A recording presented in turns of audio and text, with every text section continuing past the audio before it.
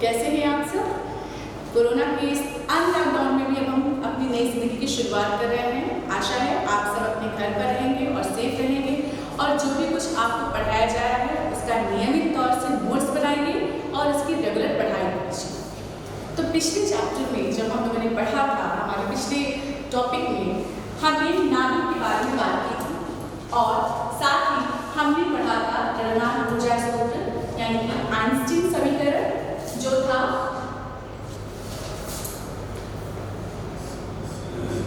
E बराबर mc²।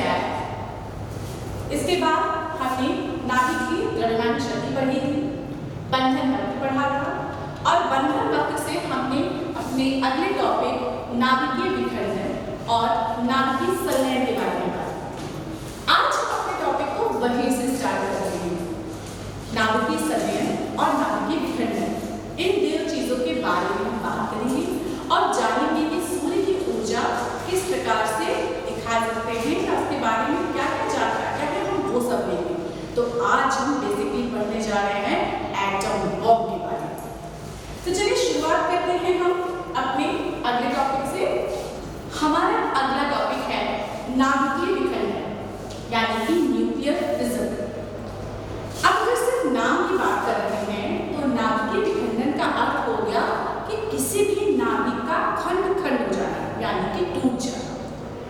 जब हमने बंधन वक्र पढ़ा था, प्रतिन्यूक्लियन बंधन ऊर्जा वक्र का द्रव्यमान ऊर्जा के साथ जब हमने वेरिएशन देखा था तो हमने ये पाया था कि जो भी आपके बड़े नाभिक हैं इनका स्थायित्व कम होता है, इनकी बंधन ऊर्जा बहुत कम होती है, जिससे इनको हम छोटे छोटे नाभिकों में किसी भी विधि के द्वारा तोड़ सकते हैं, उसको खंडित कर सकते हैं।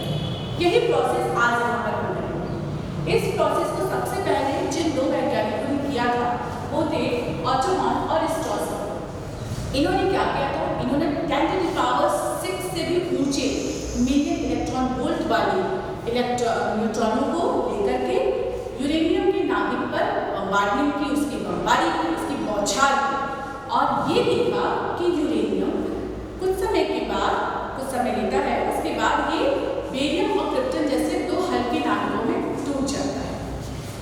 ये उन्होंने एक प्रक्रिया बताई जो उन्होंने यूरेनियम 238 पर की। बच्चों एक बात मैं आपको बता दूं कि आप अगर कई बुकों को देखेंगे, कई किताबों का अनुसरण करेंगे तो उसमें यूरेनियम 238 भी है, यूरेनियम 235 भी है और यूरेनियम 236 भी आपको लिखा हुआ दिखेगा। आप बिल्कुल घबराइएगा नहीं क्योंकि ये यूरेनियम के आइसोटोप्स हैं। यूरेनियम अपने आप में बहुत रेडियो एक्टिव पदार्थ है, इसके आइसोटोप भी उतने ही रेडियो एक्टिव है। फिलहाल ऑटोमन ने यूरेनियम 235 को लिया और उस पर न्यूट्रॉन की बमबारी की, उस पर न्यूट्रॉन की जब बौछार की तो इन्होंने देखा कि हमें दो नाभिक मिल रहे हैं, दो अलग अलग तत्व के, वो है बेरियम और एक क्रिप्टन। इसके साथ ही हमें 3 न्यूट्रॉन भी मिल रहे हैं और ऊर्जा की एक विशाल मात्रा मिल रही है। इस पूरी प्रक्रिया को मैकनर और फ्रिश ने नाम दिया नाभिकीय विखंडन। नाभिकीय विखंडन यानी कि किसी नाभिक का खंडित हो जाना। और फिर इन्होंने बताया कि जब हम किसी भारी नाभिक को किसी प्रक्रिया के द्वारा या न्यूट्रॉनों की बमबार्डमेंट के द्वारा दो हल्की नाभिकों में तोड़ देते हैं, विभक्त कर देते हैं, विभाजित कर देते हैं, डिवाइड कर देते हैं, तो ये प्रक्रिया कहलाती है नाभिकीय विखंडन और इस प्रक्रिया के फलस्वरूप ऊर्जा मिलती है। अब प्रश्न होता है कि ऊर्जा कहाँ से मिलने लगी? तो बच्चों यहाँ से फिर हमारे आइंस्टीन साहब आ गए। उन्होंने जो द्रव्यमान ऊर्जा सूत्र दिया था E बराबर mc², इसमें जो हमारे द्रव्यमान की क्षति हो रही है, मतलब इसका कुल द्रव्यमान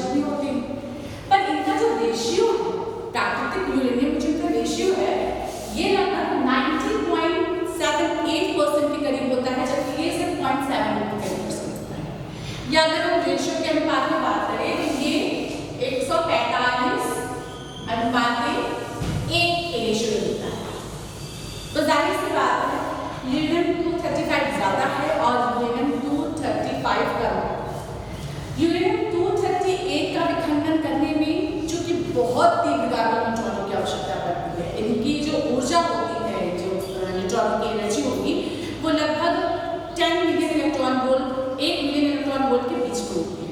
जबकि आपके यूरेनियम 235 को विखंडित करने के लिए सिर्फ और सिर्फ आपको 0.03 मिलियन इलेक्ट्रॉन वोल्ट की जरूरत पड़ती है। तो सिंपल सी बात है, इससे विखंडित करना हमारे लिए ज्यादा आसान है। पर यहाँ भी एक समस्या है। समस्या ये है कि यूरेनियम 238 जो कम मंदित न्यूट्रॉन है उनको एब्जॉर्ब कर लेता है। यूरेनियम 235 का विखंडन तीव्रगामी न्यूट्रॉनों से भी हो सकता है और मंदित न्यूट्रॉनों से भी हो सकता है।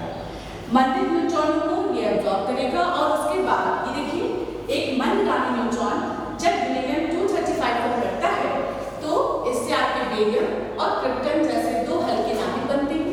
साथ में आपको 3 न्यूट्रॉन भी मिलेंगे और उसके साथ मिलेगा ऊर्जा का एक अपार स्रोत। और ये है आपकी इक्वेशन यूरेनियम 235 पर न्यूट्रॉनों की बम्बार्डमेंट से बीच में एक इंटरमीडिएट स्टेप आपको दिख रहा होगा और वो है यूरेनियम 236 का। ये भी यूरेनियम का एक अस्थायी कण है। ये जैसे ही बनता है इसका भी विखंडन शुरू हो जाता है और ये तुरंत ही बदल जाता है बेरियम और क्रिप्टन में। बेरियम 144 और क्रिप्टन 89। कई जगह पर आपको सिर्फ यही क्वेश्चन नहीं मिलेगी बल्कि इसके अलावा भी बहुत सारे नाभिकीय तत्व बनते हैं, जैसे स्ट्रोंशियम भी बनता है कहीं कहीं, एसपी बनती है, बहुत सारे बनते हैं। तो आप बिल्कुल भी घबराइएगा नहीं कि क्लास में तो मैडम ने बेरियम और क्रिप्टन ही दिखाया था, यहाँ तो और भी दिख रहे हैं, क्योंकि इसके बीच की जितनी भी संख्या है मतलब 56 से लेकर के तकरीबन 70 परमाणु तक के बीच में कुछ भी मिलेगा। हर न्यूक्लियर रिएक्शंस का अलग अलग काम होता है, अलग अलग तरह से ये रिएक्शंस प्रोसीड करते हैं। आप बिल्कुल भी घबराइएगा नहीं। फिलहाल हम बात कर रहे थे यूरेनियम 235 के विखंडन की और इस तरह से ये विखंडन की प्रक्रिया आगे चलती है।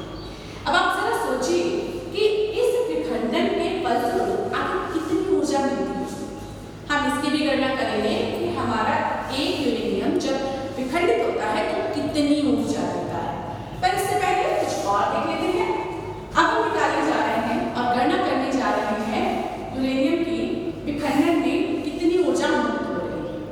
तो इसे निकालने के लिए हमारे पास जो हमने अभी इक्वेशन लिखी थी, इस इक्वेशन में हम इसके लेफ्ट हैंड साइड का कुल नाभिक का द्रव्यमान निकाल लेंगे, साथ ही हम राइट हैंड साइड के सभी नाभिकों का द्रव्यमान निकालेंगे और द्रव्यमान में कितनी क्षति हो रही है वो क्षति निकाल लेंगे।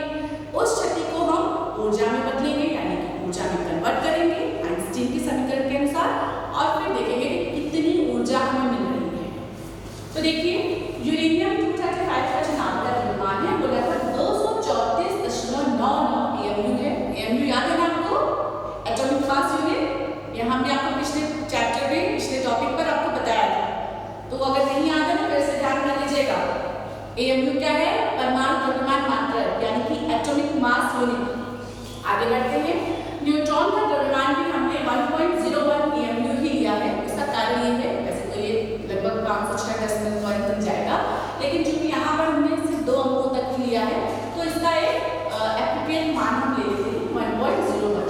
ठीक है। उसके बाद बेरियम का जो नाभिक का द्रव्यमान होगा वो होगा 143.87 AMU। क्रिप्टन का द्रव्यमान हमने लिया है 88.90 AMU। ठीक है, ये सारे डाटा हमारे पास है। अब हम बस इनका मान निकालेंगे और फिर से जैसे हम मैथ में करते हैं left hand side equal to right hand side, तो बिल्कुल उसी तरीके से यहाँ पे हम निकालेंगे कि लेफ्ट हैंड साइड का जो मास है वो कितना हो रहा है और राइट हैंड साइड का मास कितना हो रहा है। चलिए देखते हैं कितना हुआ है, इसको कैलकुलेट करते हैं। ये देखिए ये हमने निकाल दिया यूरेनियम और न्यूट्रॉन का जो कुल द्रव्यमान है वो निकाला हमने। यूरेनियम का ये पूरा द्रव्यमान लेफ्ट हैंड साइड का यानी कि बाएं पक्ष का जो आपका द्रव्यमान कुल आएगा वो आ जाएगा 236 AMU। ठीक है। इसके बाद हमने बेरियम, क्रिप्टन और 3 न्यूट्रॉनों का द्रव्यमान निकाल दिया है अलग अलग। बेरियम का इतना था, न्यूट्रॉनों का 88.90 और सॉरी ये क्रिप्टन का है और न्यूट्रॉन के लिए इसका एक न्यूट्रॉन का हमें पता है तो हमने उसके लिए गणना कर दिया और इन सबको जोड़ दिया, तो ये लगभग आ रहा है 235.80 AMU। ठीक है। अब हम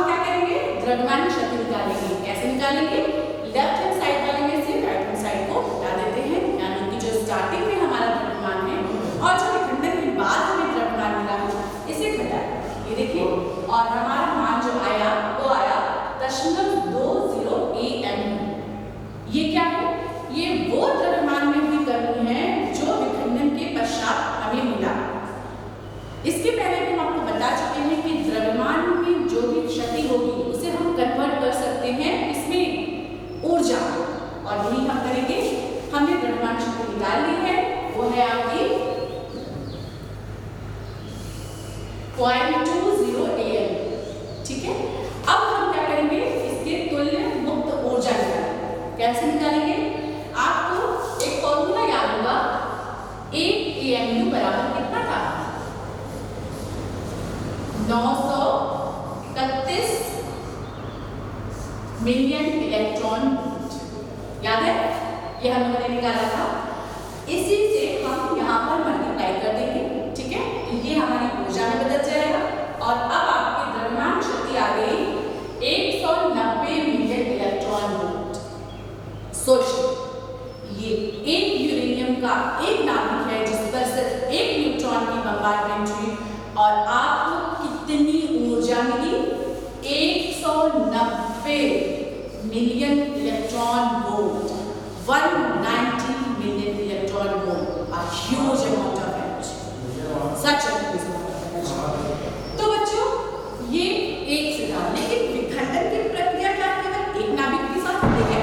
नहीं, विखंडन की प्रक्रिया में पदार्थ एक निश्चित द्रव्यमान लेते हैं और आप सोचिए कि लगभग 1 ग्राम अगर हम परमाणु लेते हैं किसी भी तत्व का, तो उसमें कितने नंबर ऑफ पार्टिकल्स होते हैं? अवोगाड्रो संख्या तो आपको याद होगी, 6.02 into 10⁻23 एटम्स। एक का विखंडन 190 मिलियन इलेक्ट्रॉन वोल्ट एनर्जी। अगर हम इतने परमाणुओं का, इतने नाभिकों का विखंडन करेंगे तो क्या होगा? आप सोच सकते हैं। जाहिर सी बात है, इतनी मात्रा में ऊर्जा विध्वंस का कारक बन सकती है। तो अब हम इन अभिक्रियाओं को किस तरह से कंट्रोल करेंगे, इसके बारे में बात करेंगे। यहाँ पर जब ये न्यूट्रॉन्स निकलते हैं, जो ये 3 न्यूट्रॉन निकले थे, ये निकल के घर तो वापस जाएंगे। इनको भी भाई न्यूट्रॉन है, इनके पास एनर्जी है, इन्हें भी कुछ काम करना है। तो ये क्या करेंगे कि भैया हम तो निकल लिए, अब हम जरा सा अगले वाले एटम का भी हालचाल लें और ये यही काम करेंगे। ये अपने आगे बढ़ने वाले नाभिकों को विखंडित करेंगे, उसे तोड़ने का पूरा प्रयास करेंगे। तो बच्चों, इस ऊर्जा जो हम लोग की निकली है 190 मिलियन इलेक्ट्रॉन वोल्ट, आप ऊर्जा की मात्रा से डिस्ट्रैक्ट मत होइएगा। ये किसी रूप में आपको 200 मिलियन इलेक्ट्रॉन वोल्ट भी मिलेगी, क्योंकि ये अप्रॉक्सीमेट वैल्यू है बच्चों, तो इसके लिए आप लोग घबराइए नहीं। इस ऊर्जा में हमने ये देखा कि जो 3 न्यूट्रॉन निकल रहे हैं, दरअसल ये भी आगे विखंडन की प्रक्रिया को कंटिन्यू करते हैं, लगातार बढ़ाते जा रहे हैं। तो इसे हमने कहा एक चेन रिएक्शन, यानी कि एक श्रृंखला अभिक्रिया। जैसे मैंने किया, फिर मेरे से जो बच्चे पढ़े उन्होंने किसी और बच्चे को पढ़ाया, आपसे जो बच्चे पढ़े उन्होंने किसी और बच्चे को पढ़ाया, तो क्या बन गई? ये चेन बन गई, ठीक है? इस चेन की तरह से न्यूक्लियर में भी, नाभिक विखंडन में भी श्रृंखला अभिक्रिया बनती है। ये श्रृंखला अभिक्रिया निकलने वाले उत्पाद में से जो न्यूट्रॉन निकले हैं, इन्हीं के कारण बनती है। अब श्रृंखला अभिक्रिया 2 तरह की है, अनियंत्रित श्रृंखला अभिक्रिया और नियंत्रित श्रृंखला अभिक्रिया। तो ये देखिए, ये अनियंत्रित श्रृंखला अभिक्रिया का एक छोटा सा पिक्चर है आपके सामने, जिसमें एक मंदगति न्यूट्रॉन यूरेनियम 235 को जब ब्रेक करता है और तो उसे बेरियम प्रोटॉन मिलेंगे, इससे निकले 3 न्यूट्रॉन। ये 3 न्यूट्रॉन अगले 3 नाभिकों पे अटैक करेंगे और उनसे ये 3 न्यूट्रॉन निकलेंगे, इनसे भी 3 निकलेंगे, तीसरे वाले से भी 3 निकलेंगे। मतलब कितने हो गए टोटल? काउंट करो फटाफट, बोलो बोलो, 9 न्यूट्रॉन हो गए। यानी कि दूसरे स्टेप में ही 9 नाभिकों का विखंडन हो जाएगा। इसके अगले स्टेप में कितने होंगे? हर 9 से 3 न्यूट्रॉन निकलेंगे, 27 न्यूक्लियस। तो हर स्टेप के बाद आपके जो नाभिकों का विखंडन है, वो मतलब एक्सपोनेंशियल प्रॉपर्टी से, एक्सपोनेंशियल प्रॉपर्टी से बढ़ता जाएगा। इसलिए ये अनियंत्रित श्रृंखला अभिक्रिया कहलाएगी, क्योंकि इसे हम कंट्रोल नहीं कर पाएंगे और ऊर्जा की इतनी बड़ी मात्रा मुक्त होगी, जिसे कंट्रोल करना, जिसे नियंत्रित रखना बहुत मुश्किल होगा। इसके बाद बात करते हैं हम नियंत्रित श्रृंखला अभिक्रिया। नियंत्रित श्रृंखला अभिक्रिया क्या है? इसी अभिक्रिया को अगर हम कंट्रोल करें कुछ इस तरीके से कि सारे न्यूट्रॉन्स अगले नाभिक तक न पहुंचे, तो ये अभिक्रिया ही कंट्रोल हो जाएगी। यही करते हैं हम। यहाँ हमने एक मंदक का यूज किया, मंदक यानी कि मॉडरेटर। ये क्या करेगा? ये काम ये करेगा कि जितनी हमें आवश्यकता है उतने न्यूट्रॉन को तो ये जाने देगा, और जिसकी नहीं है उसे ये अवशोषित करेगा, एब्जॉर्ब, रोक देगा। तो यही करते हैं कि न्यूट्रॉन में से यहाँ पर जब पहले स्टेज में 3 न्यूट्रॉन निकले, 2 न्यूट्रॉनों को तो हमने अटैक करने दिया, उसे आगे विखंडन की प्रक्रिया को जारी रखने दिया, इसके बाद इनसे निकलने वाले 3 न्यूट्रॉन थे, उसे भी हमने जो है क्या किया, उसमें से भी 2 न्यूट्रॉनों को विखंडन करने दिया और एक को रोक दिया। तो हमारी अभिक्रिया जितना हमें चाहिए हम उस हिसाब से इसे रोक सकते हैं, कंट्रोल कर सकते हैं। ये अभिक्रिया कहलाएगी नियंत्रित श्रृंखला अभिक्रिया, जिससे जो हमें एनर्जी मिलेगी वो भी कंट्रोल होगी, उसे हम अपने इच्छानुसार जिस कार्य में लगाना चाहिए लगा सकते हैं। इसके बाद हम बात करेंगे कि आखिर ये जो न्यूट्रॉन निकल रहे हैं दीर्घगामी न्यूट्रॉन, अगर ये इनकी गति इतनी तेज हुई कि ये अपने नाभिक को, अपने पदार्थ को ही क्रॉस करके बाहर निकल जाए, तो क्या अभिक्रिया चलेगी? नहीं चलेगी, अभिक्रिया वहीं रुक जाएगी। तो इसके लिए इन नाभिकों का जो आकार है, परमाणु का जो आकार है, उसके लिए एक लिमिटेशन होती है, एक सीमा होती है, जिसे हम कहते हैं क्रांतिक आकार और क्रांतिक द्रव्यमान, critical size and critical mass. इसके बारे में चर्चा करते हैं। चर्चा किस तरीके से हम इसे करेंगे?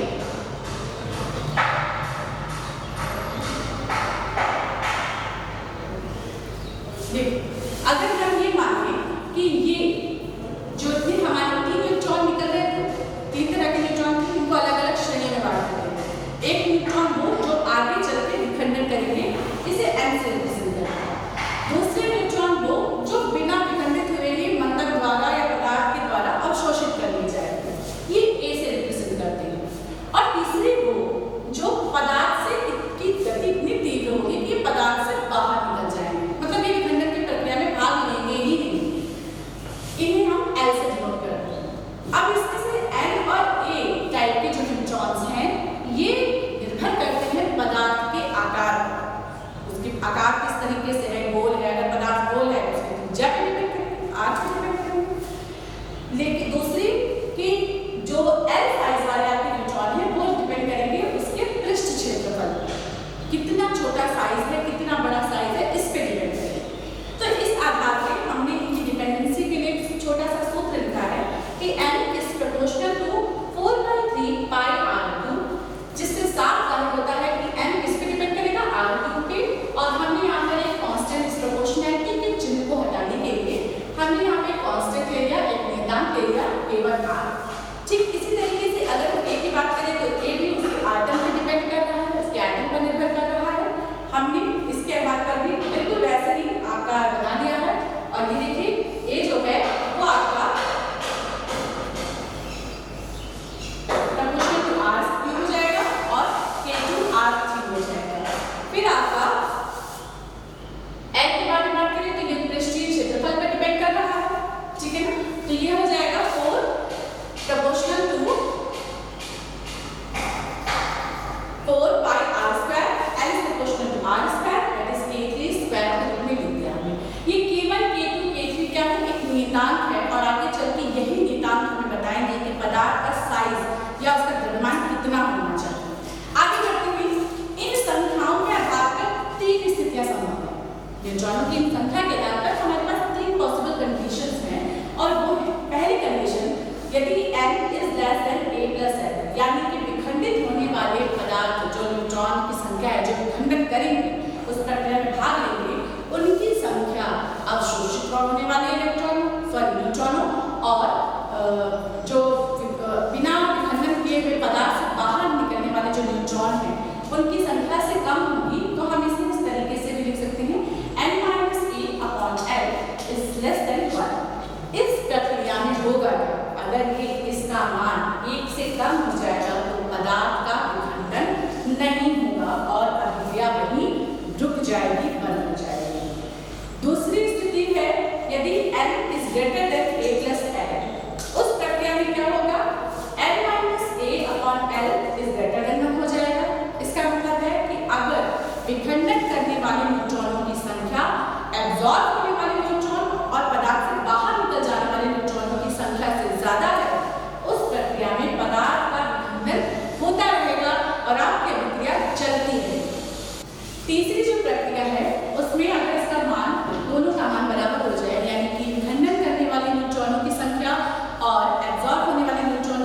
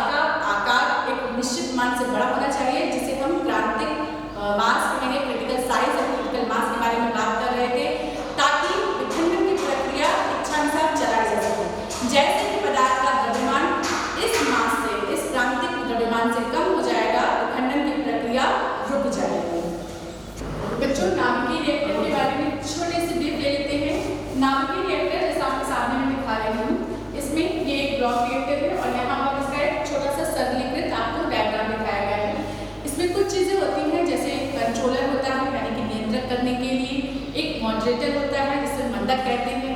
नाभिकीय रिएक्टर के चारों तरफ कंक्रीट की अच्छी खासी मोटी दीवारें होती हैं ताकि विघटन के फलस्वरूप जो रेडियो एक्टिव किरणें बाहर निकले वो किसी को नुकसान न पहुंचाता है। ईंधन के इस रूप में इसमें यूरेनियम यूज किया जाता है और जो इसके ब्लॉक्स बने होते हैं वो ग्रेफाइट के बने होते हैं। सुरक्षा छड़ें होती हैं जिनकी सहायता से हम कभी भी इस प्रक्रिया को पूरी तरह से नियंत्रित कर सकते हैं और इस अभिक्रिया को रोक सकते हैं। इसी तरीके से आपके पास ये ब्लॉक डायग्राम मैंने दिया है जिसमें जो ऊर्जा उत्पन्न होगी उस ऊर्जा को हम लोग शीतलक के थ्रू, उसमें शीतलक में आपकी बहुत सारी चीजें हो सकती हैं जैसे कार्बन डाइऑक्साइड यूज करते हैं, जल यूज करते हैं मोस्ट प्रोबेबली। तो इस जल को हम जल क्या करेगा, ऊर्जा को अवशोषित करेगा, तो गर्म हो जाएगा और उससे टरबाइन चला के हम विद्युत ऊर्जा उत्पन्न कर सकते हैं। नाभिकीय रिएक्टर का जो उपयोग होगा उसमें है प्लूटोनियम का उत्पादन है आपका, जो कि देख लीजिए आपके सामने रिएक्शन मैंने लिखी हुई है। यूरेनियम 238 पे हमें न्यूट्रॉनों की बलवान की तो यूरेनियम 239 बने, ठीक है। ये अस्थायी होता है, साथ में एक न्यूट्रॉन भी निकलता है। ये यूरेनियम 239 आपकी नेट्रोनियम में चेंज हो जाता है, तुरंत कन्वर्ट हो जाता है और साथ में आपका एक एंटी न्यूट्रॉन भी पार्टिकल निकलता है। यही नेट्रोन चेंज होकर के प्लूटोनियम में बन जाता है। अब हम प्लूटोनियम की बात क्यों कर रहे हैं, क्योंकि ये एक बहुत अच्छा विखंडनीय पदार्थ है, यूरेनियम 238 से भी अच्छा है और इसको हम आसानी से इसकी जो ऊर्जा है उसको कनेक्ट कर सकते हैं, उसको कंट्रोल कर सकते हैं। इसके अलावा इसका उपयोग होता है तीव्रगामी न्यूट्रॉन के उत्सर्जन में। इसकी प्रक्रिया के फलस्वरूप बहुत तीव्रगामी न्यूट्रॉन निकलते हैं जिनका हम उत्सर्जन रोक सकते हैं कृत्रिम रेडियो आइसोटोप बनाने में और ऊर्जा की उत्पत्ति करने में। और अब हम अपने अगले टॉपिक की तरफ चलते हैं जो नाभिकीय संलयन पर है, यानी कि न्यूक्लियर फ्यूजन। नाभिकीय संलयन में होगा क्या, संलयन है यानी कि जुड़ने की प्रक्रिया है। तो इसमें दो छोटे छोटे नाभिक आपस में जुड़ करके एक बड़ा नाभिक बनाते हैं और इस प्रक्रिया में जो द्रव्यमान की क्षति होती है उसे हम ऊर्जा में कन्वर्ट करते हैं। तो ऊर्जा की अच्छी खासी मात्रा मिलती है हमें। यहाँ देखिए मैंने दिखाया है आपको, ड्यूट्रियम है जो हाइड्रोजन का आपका समस्थानिक है, आइसोटोप है। दो ड्यूट्रियम के परमाणु मिलकर के एक ट्राइटियम बनाते हैं और फिर यही ट्राइटियम एक और ड्यूट्रियम के नाभिक से अटैच होकर के हीलियम नाभिक बनाता है और आपको इस पूरी प्रक्रिया में 21.6 मिलियन इलेक्ट्रॉन वोल्ट की ऊर्जा मिलती है। यही प्रक्रिया दरअसल नाभिकीय संलयन का एक बहुत अच्छा उदाहरण है आपका सूर्य की ऊर्जा। सूर्य जो हमें इतना ऊर्जा दे रहा है अनंत काल से और आगे आने वाले समय में भी देगा। आपको जानकर हैरानी होगी बच्चों कि इसके प्रकाश और ऊष्मा उत्सर्जन की दर लगभग 4 × 10⁻⁻⁶ जूल प्रति सेकंड है। इतनी यानी कि 4 × 10⁻26 जूल ऊर्जा ऊष्मा और प्रकाश के रूप में सूर्य हर समय हर सेकंड दे रहा है हमें। सोचिए अनंत स्रोत है। सूर्य के बाहरी पृष्ठ का ताप लगभग 6900 केल्विन होता है, जबकि भीतरी भाग का ताप इसके 2 × 10⁻7 केल्विन होता है। हमें बातें क्यों कर रही है, हमने अभी नाभिकीय संलयन पढ़ा। नाभिकीय संलयन की प्रक्रिया को कंटिन्यू कराने के लिए, कंडक्ट कराने के लिए हमें बहुत अधिक ताप और दाब की जरूरत पड़ती है, जो हमारे लिए फेवरेबल कंडीशंस में नहीं होता है।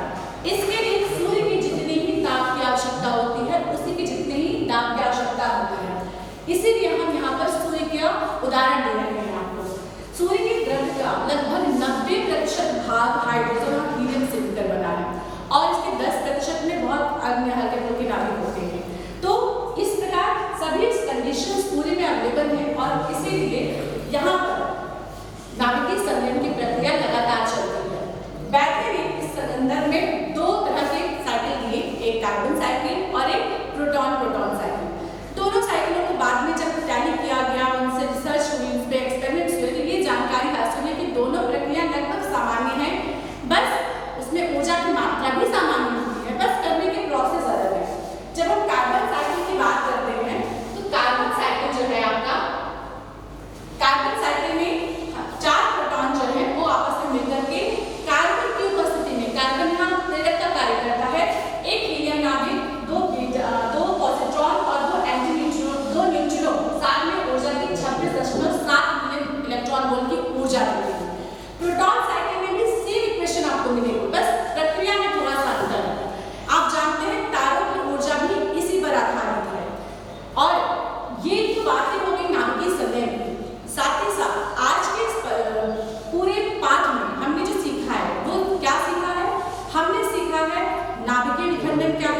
नाभिकीय संलयन क्या है, न्यूक्लियर रिएक्टर क्या होते हैं, कैसे काम करेंगे, उनका चित्र देखा है। एग्जाम्पल्स के थ्रू और रिएक्शंस के थ्रू हमने ये देखा है कि सूर्य की ऊर्जा का स्रोत क्या है।